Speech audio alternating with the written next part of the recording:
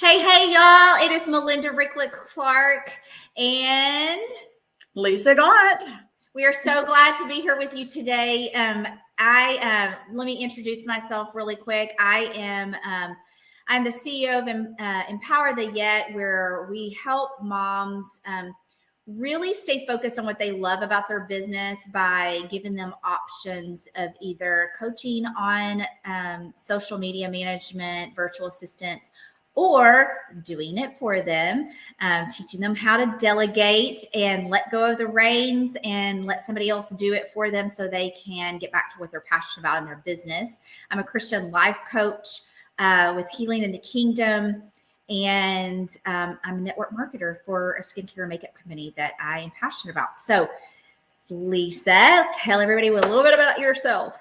A little bit about me. Hey guys, we're so glad that you're here. So I am Lisa Gaunt, also a network marketer for a different company, but still passionate. We love our entrepreneurial avenues. I'm telling you what, we're so excited about it. But yes, it's funny that Melinda mentioned the delegation word. That's a hard word for most of us women to deal with. Particularly, I know me, I'll just go and point myself, me.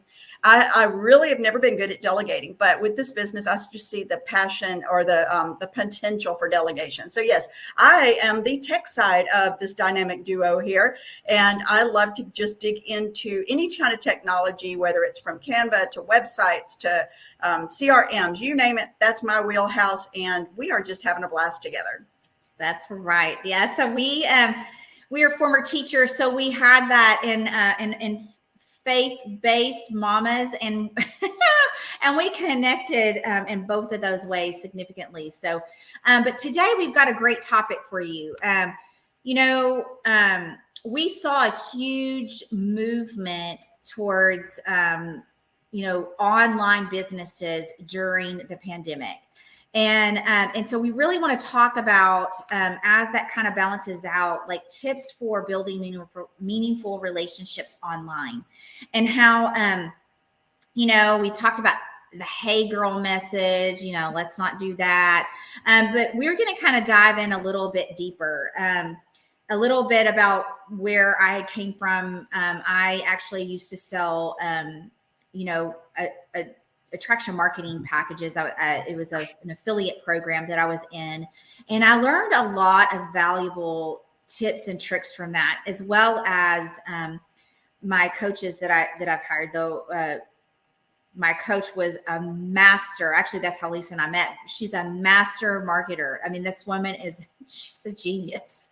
And so how she's been able to do that and then teach other people to do that, we're going to share some of those tips today and what we've learned, and kind of what we've learned on our own as well. So Lisa, I'm going to go ahead and let you start with that, and then and I'm going to piggyback on that when you finish that. Sounds great, Melinda. So give a little bit of background. So I am, yes, I'm a former teacher. I've been a teacher, knew I was going to be a teacher by second grade. So that is one of my little compartments, but I've also been an entrepreneur since probably about that same time. I remember wheeling a cart up and down the street with plants or vegetables in it. I don't know if I ever made any sales from that, but I did that and I loved all of that. And even my daughters have kind of taken that spirit and become that same kind of entrepreneurial spirit as well. But I will tell you that I am a network marketer from way back. So when I say way back, I'm talking, let me think. I always equate ages with the ages of my kids. It's like, I know I started it when they were this old. So let's say about 25, 26 years. It's actually been a little longer, maybe 20, almost 27 years. Anyway, network marketer back then. Back then, all of our interactions with promoting our business, y'all think about that. This is 27 years ago. Did you have a computer in your house? No, we didn't have the computers in our house. We didn't have all of the social media platforms. All of my interactions and introductions about my company, and I was in a company that is called Creative Memories. I sold and promoted getting your photo album or your photos out of shoeboxes and into memory albums. Well, hate to say it, but digital killed the scrapbooking star. Let's say that, because as soon as digital photographs came along, the business kind of fell apart because people stopped developing their film. How many of y'all have actually developed a picture lately? Yeah, that's right. Scrapbooks aren't useful if you're not developing things unless you do all of those online ones. But anyway, all of our interaction had to be very personal and all within a phone call, if you could talk to someone, or a driving distance. So all of my customers were within about 2 hour radius of me. I knew them all very personally, or I knew their friends personally who referred me to them. And so our interactions with people were actually interactions with people that we saw face to face. It's very different now that we are mostly marketing ourselves and our products on social. And that's one of the hardest things, is to really take that, what used to be a face-to-face, person-to-person interaction, and translate it into social. But y'all, the same principles apply. If the people that I was interacting with almost 30 years ago didn't connect with me, or I didn't seem like a real person to them, they probably would not have had a party for me. And or a workshop. We call them workshops. So they probably wouldn't have hosted a workshop with me because they didn't connect with me. And that's what you got to remember when you're on social marketing yourselves or your products. You are marketing yourself because they need to connect with you with that. And I think that's really tough. What about you, Melinda? What are you thinking? So yeah, so like Lisa, I started way back in like the early 2000s. I was my very first company is not even in business anymore. I created a team with that and had to have parties, and everybody got to drink some of the drink that I mixed up and sample the different things that I had. Back then I would mail some of the samples also, and but because I was a teacher, guess who I sold to? All the teachers, every teacher workshop. I always had samples. I was talking to people. I was the one who was getting birthday parties together, and all these things. And I was in the middle of all these different parties and stuff like that, because I wanted to get to know so many people. And because the people who talk to people the most are the people who are winning in this business. And so The same back then, the ones who talked the most, yep, met the most, were the ones who were winning. right. And then you would sell to people, and then you would say, hey, since you're liking the product so much, do you mind hosting a party for me? And I'll bring everything, you just get it all set up, or hosting in a restaurant, like doing kind of like this little back table gathering kind of thing, make it look like a birthday party. It really wasn't. Mine was a lot of church fellowship halls. Yes, yeah. And it was just one of those things where you were just in constant contact with people. But today it's changed significantly. People don't really have time all the time to go to parties. Even though the pendulum is starting to swing back a little bit, because we got a good taste of isolation and what we don't want, and what we're actually not called to be part of is isolation, right? We were called to be in community with each other, and are created to be in community with each other. And so, but what we do as virtual assistants, and for me, like social media managing, is trying to keep in contact with people for my clients, and so they can find their right person. Okay, it's called an avatar, your ideal client, right? And so to build those meaningful relationships online looks a bit different than it does just in person. Making friends, talking to everybody on the baseball team, all the moms on the cheer team, all the things. We have what's called groups on Facebook. And I know most of you are, you're part of this group, you're part of another group, you're part of, a mom's group, a church group, of whatever. Getting in there and interacting and being part of those groups, it shows that, number one, you have value, you're active, you have a you want to connect with other people and stay, on top of being in the community and what the community is about and how you can serve them and all that. And then you start to build those relationships in those communities, and then you friend them, and then you talk to them privately. Hey, I sent you a friend request. I hope you don't mind. I'd love to connect with you. And then you start, liking their post and commenting on their post. And people are like, well, they think that if they just jump online and they friend everybody and all this kind of stuff, that it's just going to happen like right away. And just like personal relationships in person, people online sometimes take just as long to really kind of get to know. Really, I think a lot of us online, we're a lot more skeptical too. Mm-hmm. Because of the old, hey girl, I like your vibe kind of messages that a lot of us got a few years ago. We are very skeptical. And that's where a lot of people are making that huge disconnect as marketers, that huge mistake as marketers, Right. Thinking that you can just friend people and they're going to start seeing your stuff. They're going to start seeing your post. They're going to all of a sudden want to, buy or opt into whatever you have. And we are all just a little more wary about just random friend request with no real relationship being built there. And that's really hard for, I know that in my current marketing network marketing company, one of the things is getting out into other ponds, which would have been back in 2000s, or for me, it was 1996, I guess, when I first started with my business in Creative Memories. It was going to those, the church functions or talking to people in the school, the teacher workroom. Not that I just want to tell you, teacher lounge is a misnomer. I don't know anybody that ever gets to lounge anywhere as a teacher. Right.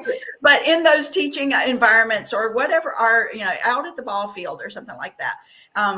That was that connection that we made. People are now more skeptical because you can't just jump in and not have a relationship starting to be formed. You couldn't have walked up to somebody at the ball field and say, hey, would you like to try my sample of this? Or, hey, I'm having a scrapbooking party, with no relationship. And it's the same way when we're online. You can't just pop into somebody's DM and say, hey, would you like to buy this? Or, hey, would you like, my computer is shifting weird. Or, hey, would you like to, do whatever your thing is. And that's a real mistake for some of us because we aren't necessarily used to building the true relationships with people we don't actually have a physical face-to-face relationship with. Right. Yeah. And that's, that's something that, I share with clients all the time. And I do myself, I do for myself, is trying to learn strategies to build those relationships better. So here are 3 tips, other than just getting into a group, right, and talking, that we have for you that will hopefully help you build those better relationships. One, you've got to narrow down your niche. Okay. You've got to narrow down who are you talking to? Because if you're talking to everyone, you're talking to nobody. And so, your company can say, oh, well, everybody has, everybody has skin. Everybody has skin. Everybody needs to be healthy. Yeah. But it's not for everyone, like your company and what you have to offer, to be honest, and this is going to be hard for you're not for everyone. Not everybody's going to resonate with you. And so you got to find your people. So you need to look for people that you were a year ago, 2 years ago, 3 years ago.